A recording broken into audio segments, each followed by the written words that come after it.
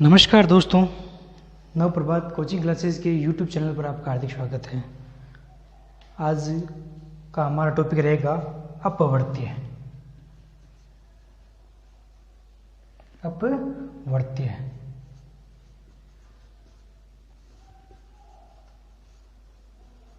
अपवर्त्य और अपवर्तक।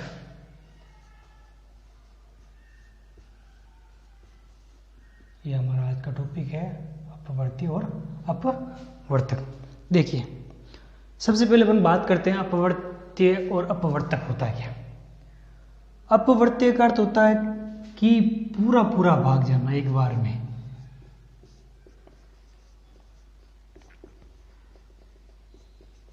पूरा पूरा भाग लेना।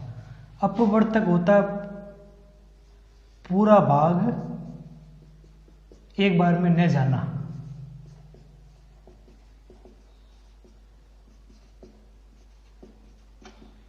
इसको अपन गुणनखंड भी बोल सकते हैं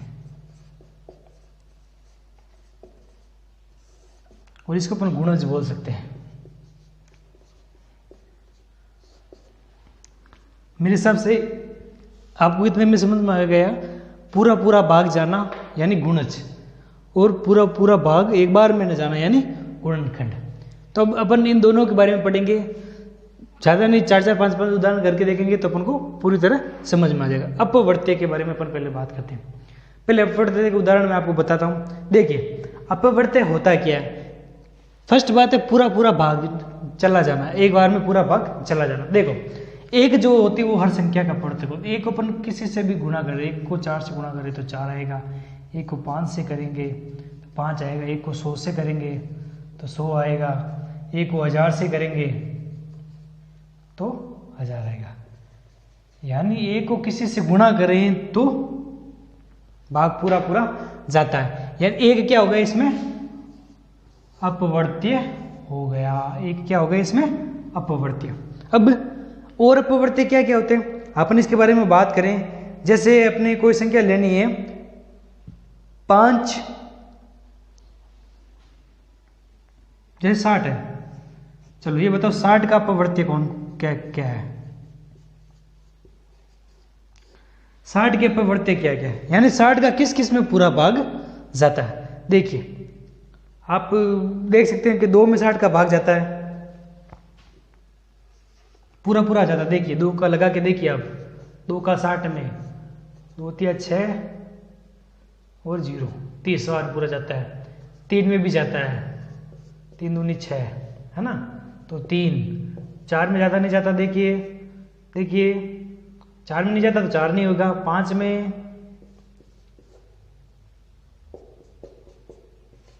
पूरा पूरा जाता है तो 5 भी हो जाएगा, 1 भी हो जाएगा।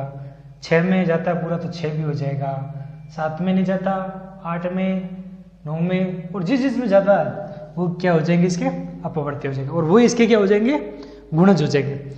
अब आप पूछ लिया जाए कि 8 के गुणज लिखो, 8 के गुणज लिखो, तो 8 एकम 8, 8 दूनी 16, 8 3 24, 8 चौके 32, 8 पंजे 40, 8 छंग 48, 8 7 56, 8 8 64, 8 9 72, 80 84 88, ये आगे बढ़ते जाएंगे। यानी 8 का जिस जिसमें भाग जाता है वो इसके क्या हो गए, अपवर्तक। यानी एक बार में पूरा पूरा भाग जाना।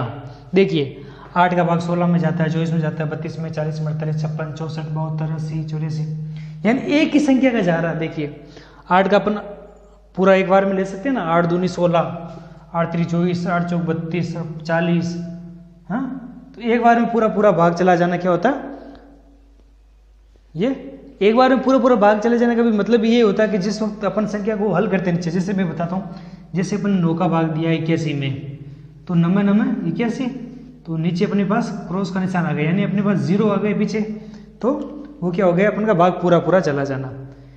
भाग पूरा जाने का मतलब ये होता है कि नीचे माइनस करने के बाद में 0 बचना, वही अपना क्या कहलाएगा, अपवर्त्य कहलाएगा। तो अब इस प्रकार अपन निकाल सकते हैं। जैसे 2-4 उदाहरण लिख लेते हैं अपन कि जैसे 3 के कोई गुणज दे देते हैं। जैसे मैं बताता हूँ आपको, सवाल कैसे पूछाते हैं उसके बारे में बात करते हैं अपन। अपवर्ती के सवाल कैसे पूछे जाते हैं उसके बारे में अपन बात करते हैं। अपवर्ती के सवाल में ये पूछा जाता है कि 30 और 5 दिया हुआ है और पूछा जाता है क्या पहली संख्या दूसरी संख्या की गुणज है। तो देखिए आप बताइए गुणज है नहीं है, 5 का भाग जा रहा है, क्या पहली संख्या दूसरी की संख्या गुणज हो गए? गुणज का मतलब हो गया पूरा पूरा भाग जाना, यानी 5 का भाग 30 में पूरा पूरा 5 छंगे 30, तो पूरा पूरा जा रहा है, तो इसका मतलब क्या हो गया? ये गुणज है। ठीक है, नहीं जा रहा तो नहीं। सवाल पूछा जाता है कि जैसे 15,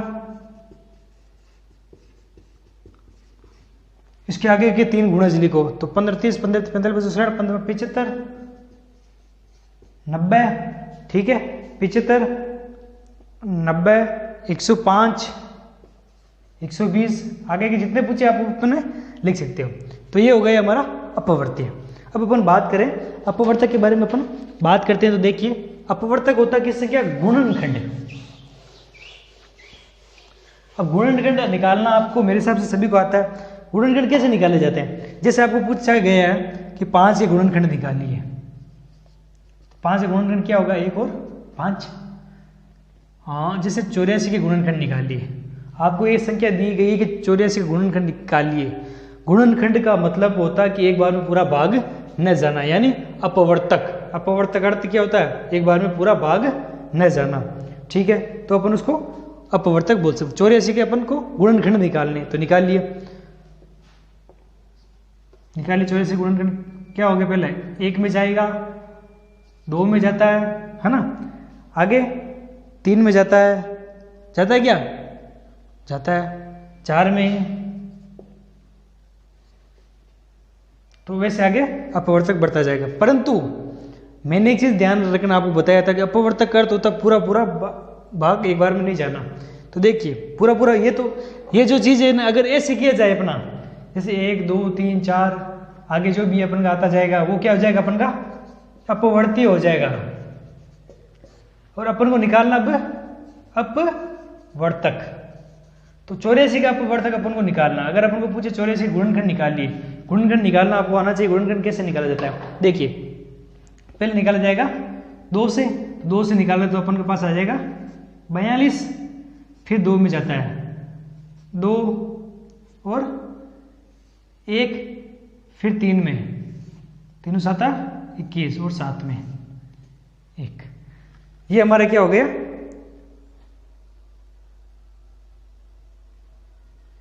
ये हमारा अपवर्तक या गुणनखंड हो गया। अब गुणनखंड की अगर कभी भी जांच करनी है तो आपस में उन संख्याओं को गुणा कर लो और अपन का उत्तर सेम आ चाहिए। देखिए 2 2 4 4 3 12 बहुत वर्ष था 84 वर्ष था 84, इसका मतलब अपन का ये गुणनखंड सही है। अब आपको एक सवाल है, 105 के गुणनखंड ज्ञात कीजिए। 105 के गुणनखंड ज्ञात कीजिए, निकालिए।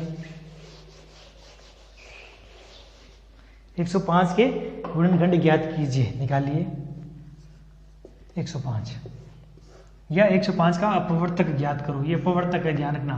105 का अपवर्तक जब भी अपन को निकालना तो निकालिए। सबसे पहले ये भाग किसमें जाएगा? 3 में जाएगा ना।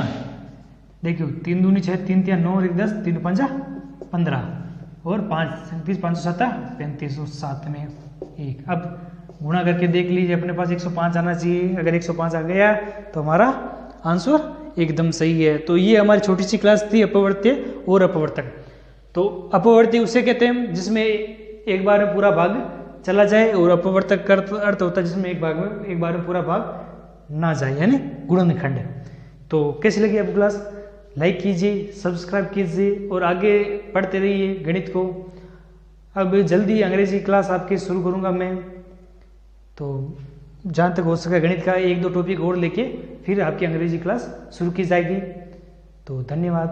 जय हिंद, जय भारत, वंदे मातरम।